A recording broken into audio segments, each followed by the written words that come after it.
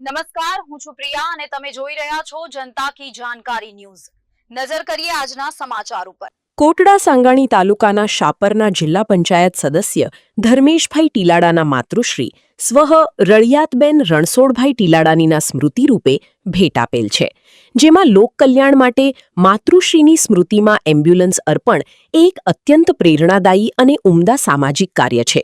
આવી સેવાકીય પ્રવૃત્તિઓ રાજ્યના ખૂણે ખૂણે ચાલતી રહે છે, જેમાં દાતાઓ દ્વારા ખાસ કરીને ગામડાઓ અને ગરીબ દર્દીઓ સુધી તાત્કાલિક તબીબી સારવાર પહોંચાડવા માટે એમ્બ્યુલન્સ દાન કરવામાં આવે છે।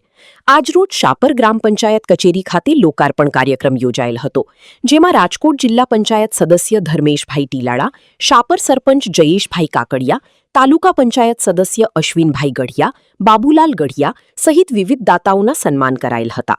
આ તકે માતૃશ્રીની સ્મૃતિમાં એમ્બ્યુલન્સ અર્પણ કરાઈ હતી, જેમાં માતૃશ્રીની સ્મૃતિમાં એમ્બ્યુલન્સ અર્પણ એક અત્યંત પ્રેરણાદાયી અને ઉમદા સામાજિક કાર્ય છે।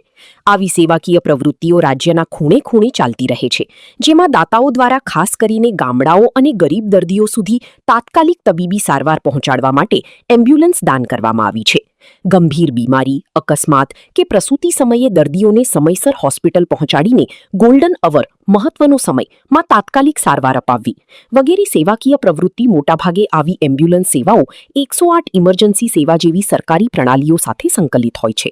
જ્યારે માતૃશ્રીની સ્મૃતિમાં એમ્બ્યુલન્સ અર્પણ કરતી વખતે ગામના આગેવાનો, દાતા અને સ્થાનિક લોકોની ઉપસ્થિતિમાં લોકાર્પણ વિધિ યોજવામાં આવેલ હતી, જેમાં આ તકે ગ્રામ પંચાયત તલાટી મંત્રી અંકિત પટેલ તેમજ ગ્રામ પંચાયત કચેરી સ્ટાફ તેમજ મોટી સંખ્યામાં ગ્રામજનો ઉપસ્થિત રહ્યા હતા।